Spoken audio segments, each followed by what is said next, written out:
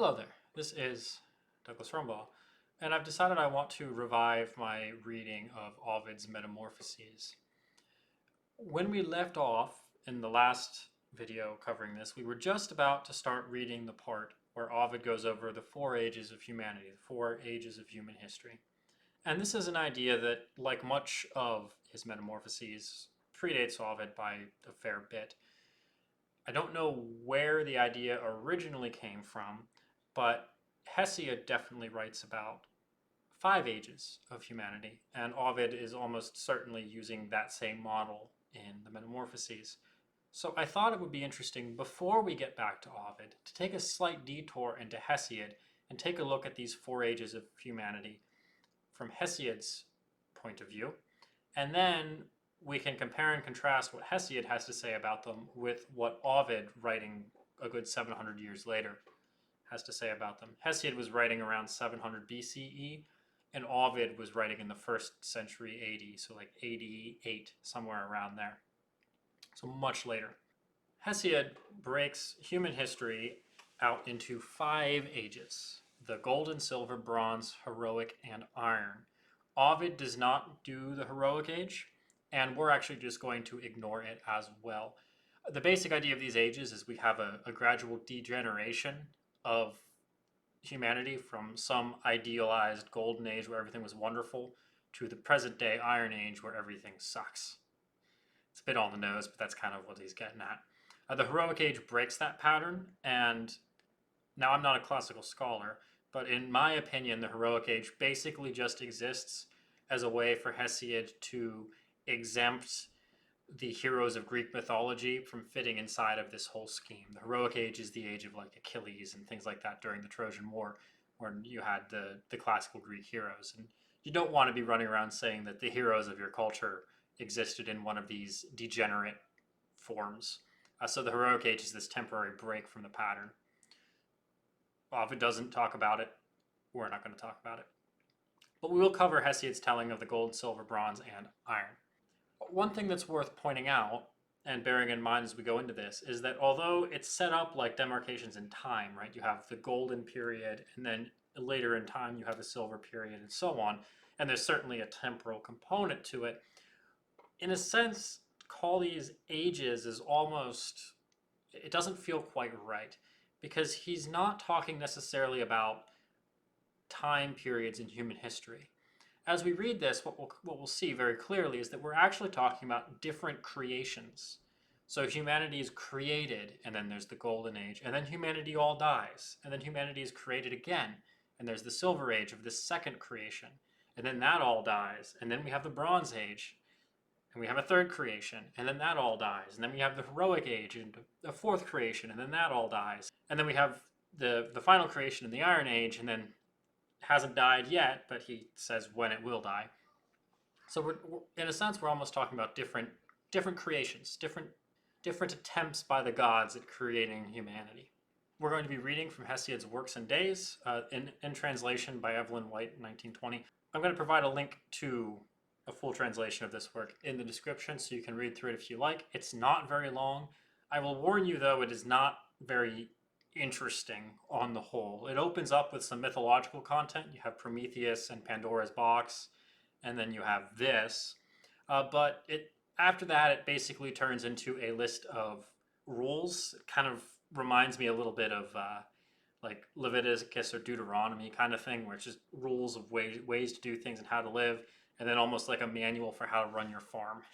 So it's not terribly interesting, but it's not very long either. So if you like mythology, it might be worth taking a look at. So we'll begin with the Golden Age. And I'm going to just read to you exactly what Hesiod has written, as translated, of course. Then we'll talk about it a little bit.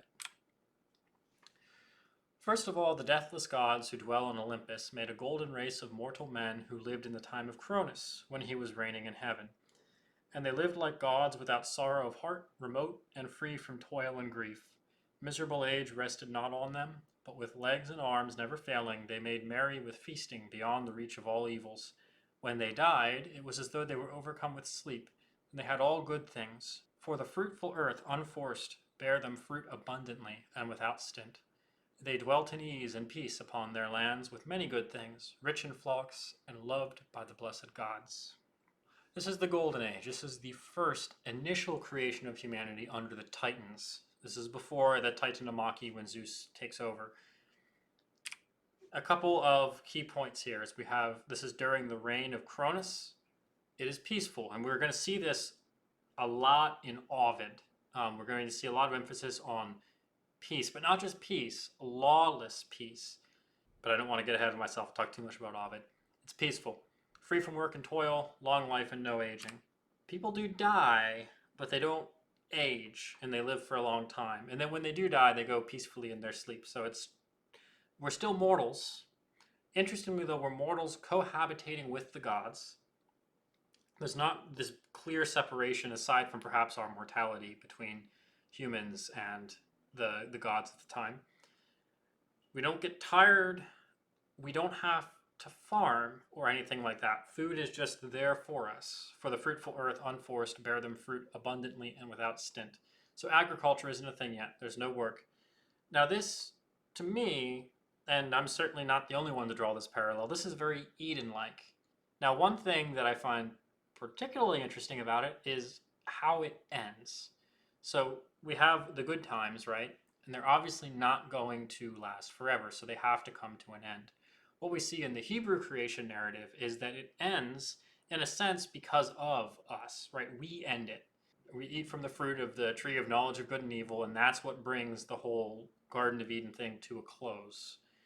In the Greek narrative, it goes a little bit differently. This is not exactly obvious from the passage we're going to read for the next age, but what typically brings an end to the Golden Age in these narratives is the overthrow of the Titans by Zeus. And Zeus is the one who's going to create the Silver Age humans.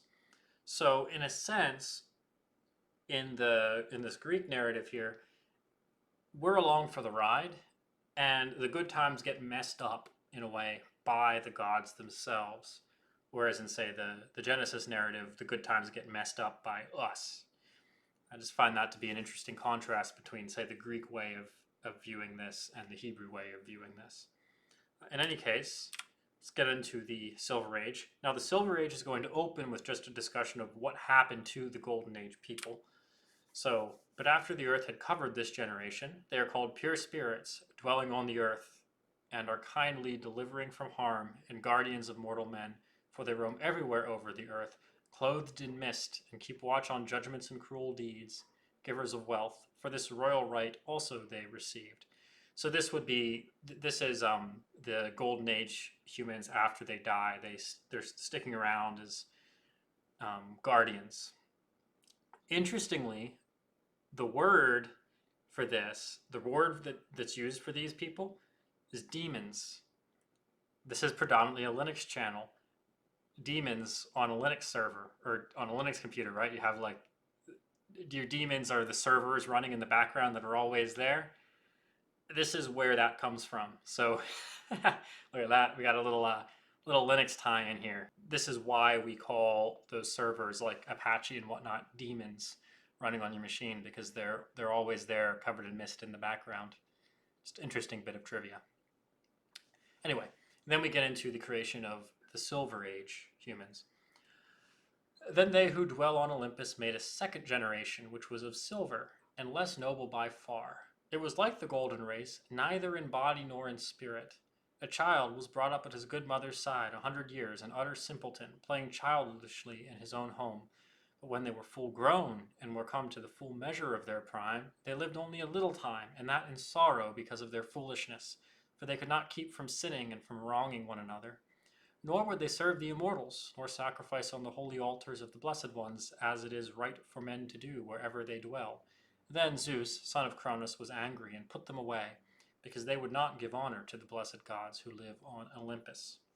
They live 100 years as a child, and then when they finally grow up, it would be fair to say that they're not very good at adulting. And they don't live very long as an adult. Now, one thing that I find interesting is, and I have no idea if this is me reading too much into this or not, but if you think about it, by a lot of metrics, when you're in these golden age people who basically don't have anything to do except for feasting and just being merry, they don't have to worry so much about their own mortality because they don't get older, they don't have to work, they don't get tired. In a way, they're kind of living in a very childish state, right? Because I think it's fair to say that one of the primary differentiators between childhood and adulthood is the accepting of, say, responsibility for things, right? As a child, you have everything provided for you. You don't have to be super responsible in the same way. And then when we get to the Silver Age, you have that for 100 years until you finally have to grow up and go out on your own, at which point you're not very good at it because you've had that for 100 years and you haven't had to grow up for 100 years. I mean, if you had 100 years of childhood, and then you were just kicked out as an adult, I suspect you probably wouldn't do too hot either. So you can kind of see in this Zeus's attempt to recreate what was, and that you get that for 100 years, but you do end up, he doesn't get it quite right, and you do end up having to grow up, and you're not very good at it. But you've not been doing this for very long, so who would be? And then at the end of it all, Zeus ends up wiping everyone out because they don't worship him properly. And so that's the Silver Age. So we have rule of Zeus, 100 years of childhood, short adulthood, not well spent, and then at the end of it, Zeus destroys humans for their impiety. And it's worth pointing out, this is the first generation of humans that are created by Zeus. Silver Age didn't work out so well, so Zeus is going to try again. This time, interestingly, he creates humans out of ash trees, and we get the Bronze Age, which is very violent. But when the earth had covered this generation also, they are called blessed spirits of the underworld by men, and though they are of second order, yet honor attends them also. That's referring to the dead Silver Age people. They also are honored in the underworld. The Golden Age people are around as guardians. The Silver Age are honored spirits of the underworld. And then we get into the Bronze Age. Zeus the Father made a third generation of mortal men, a brazen race sprung from ash trees. It was in no way equal to the silver, but was terrible and strong. They loved the lamentable works of Ares and deeds of violence, Ares being the god of war. They ate no bread, but were hard of heart like adamant, fearful men. Great was their strength, and unconquerable the arms which grew from their shoulders on strong limbs. Their armor was bronze, their houses bronze, and of bronze were their implements. There was no black iron. These were destroyed by their own hands, and passed to the dank house of chill Hades, and left no name. Terrible though they were, black death seized them, and they left the bright light of the sun. So we have attempt number 3 at making humans, and this time they wind up very, very violent. And in a sense, you almost get from this passage or at least I do, I guess I shouldn't project that on you, this sense of sort of warning of the dangers of war and conflict, right? Because you would think, particularly coming from a Greek context where you do have things like the story of the Trojan War and whatnot, which are covered in say the heroic age, which we're going to be skipping, you would think that there would be a lot of emphasis on the martial side of culture. But here we actually get kind of this warning, because what does this strong, proud, warlike group of people do? Well, they wipe themselves out. What I also find interesting about this, well, actually before that, they wipe themselves out, and not only do they wipe themselves out, but in doing so, they get no honor. The first 2 ages, the silver and gold, their spirits are honored, either blessed in the underworld or still wandering about the earth as demons. But here, the fate of the Bronze Age humans after they're dead is not, it's not quite so enviable, right? Black Death seized them. They left no name, and the dank house of chill Hades. Now, one thing that I find interesting about that, the fact that they specifically wipe themselves out at the end of this, the mythological Bronze Age, is that actually something pretty similar happened at the end of the historical Bronze Age, which is a couple hundred years before Hesiod, so like 1100 BCE. Hesiod's writing around 700 BCE. it, at the end of the Bronze Age, there was what's known as the Bronze Age collapse. Pretty much all, with the exception of Egypt, all of the great empires of the Bronze Age fell apart. And Egypt was pretty severely damaged as well. They never recovered quite the strength of a nation that they had prior to this point. There's a lot of discussion as to what exactly happened and why, but one thing that certainly happened was there was a lot of war. You have a huge number of cities that are destroyed and abandoned in a very short period of time. It's probably one of the closest times, if not the closest time, that civilization has ever come to just complete collapse. And so I find it interesting that the historical Bronze Age ended that way, and Hesiod, who's writing after those events, is certainly marking the mythological Bronze Age as ending in a similar fashion. Speaking of the end of the mythological Bronze Age, it's worth pointing out that you will very frequently see a different endpoint for this, a different reason why everyone dies. And this brings up something that I've found very annoying in this whole process of, say, studying mythology. Is the thing about mythology is that it's not like it's the work of one person, right? You have a whole bunch of different writers and there's a whole oral tradition, and it's complicated. And it can be very difficult to pin down specifically where certain ideas originated. This is par for the course. The issue is that quite often ideas will be attributed to people that shouldn't be. So if you spend some time reading about specifically Hesiod's 5 ages, you will very frequently encounter references to the flood of Deucalion, the Great Flood. This is the same Great Flood as in Genesis and in the Mesopotamian myths as well. I forget who that was. But you'll see references to the Great Flood as being the end of the Bronze Age of Hesiod. Now, I don't know about you, but I think Hesiod is very clear in this passage as to what brought about the end of the Bronze Age. These were destroyed by their own hands, not by Zeus, who sent the flood. The flood is referenced in Pseudo-Apollodorus' Epitome. I've been able to track that much down, and I'm sure there are earlier writers than that, because Apollodorus is pretty late. He's even later than Ovid, I think. But the annoying thing about a lot of these references on the internet is that nobody cites sources. Nobody. So you get this big long passage about Hesiod's whatever with no references to anything in there. Not even really usually a reference to what work of Hesiod they're pulling it from. In this case, say Works and Days. And even if they do cite Works and Days, they'll still mention the flood while citing Works and Days, even though there is no flood in Works and Days. It's one of my annoyances with the internet is that we have, like never before, access to a huge amount of information, but we are not being very good stewards of that information. And it's going to become increasingly a problem, I think, as time goes on, this sort of decay of information stewardship and scholarship. Just something to bear in mind. Be careful, because a lot of claims on the internet are not verifiable and are in fact wrong, but you would never know it. So anyway, we're going to see the Great Flood because Ovid covers the Great Flood after he covers the 5 ages, or the 4 ages rather.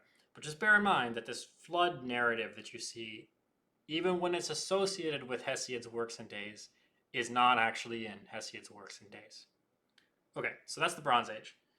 And then we get the Iron Age, skipping over heroic. We get the Iron Age, which is us. Well, Hesiod for sure, and Ovid for sure, and presumably us still.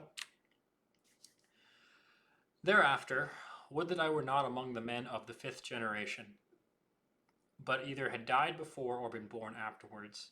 This is Hesiod talking in the first person. Would that I were is an archaic way of saying I wish that. So I wish that I were not among. That's what that means. For now truly is a race of iron, and men never rest from labor and sorrow by day, and from perishing by night. The gods shall lay sore trouble upon them.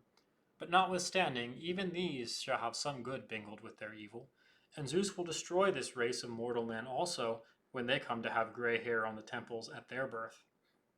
The father will not agree with his children, nor the children with their father, nor guest with host, nor comrade with comrade, nor will brother be dear to brother as aforetime. Men will dishonor their parents as they grow quickly old, and will carp at them, chiding at them with bitter words, hard-hearted they, not knowing the fear of the gods. They will not repay their aged parents the cost of their nurture, for might shall be their right, and one man will sack another's city. There will be no favor for the man who keeps his oath, or for just, or for the good. But rather men will praise the evildoer in his violent dealing. Strength will be right, and reverence will cease to be. And the wicked will hurt the worthy man, speaking false words against him, and will swear an oath upon them. Envy, foul-mouthed, delighting in evil, with scowling face, will go along with wretched men, one and all. And then Aidos and Nemesis, their sweet forms wrapped in white robes, will go from the wide-pathed earth, and forsake mankind to join the company of the deathless gods. And bitter sorrows will be left for mortal men, and there will be no help against evil. The Iron Age. All right, let's take this apart a little bit. There are a couple of specific emphases in here. Lying seems to be one. Speaking false words against him and will swear an oath upon them. Lack of respect for parents or the regular old rules of hospitality and things like that. We'll see those, particularly that, picked up in Ovid as well. And then Eidos and Nemesis will go from the wide-pathed earth, forsaking mankind. So Eidos is shame. So we'll lose shame. And Nemesis is tricky. Nemesis is often translated as like revenge or vengeance, but it's not. Nemesis is not really that. It's more like maybe righteous indignation would be a good way of putting it, or divine revenge.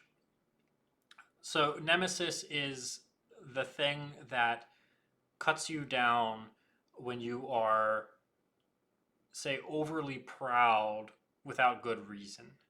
Or if you steal a bunch of money, right? Nemesis is the thing that kind of knocks you back down to size again.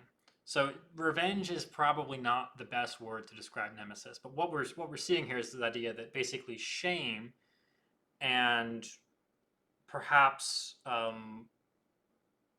consequences for negative action are leaving.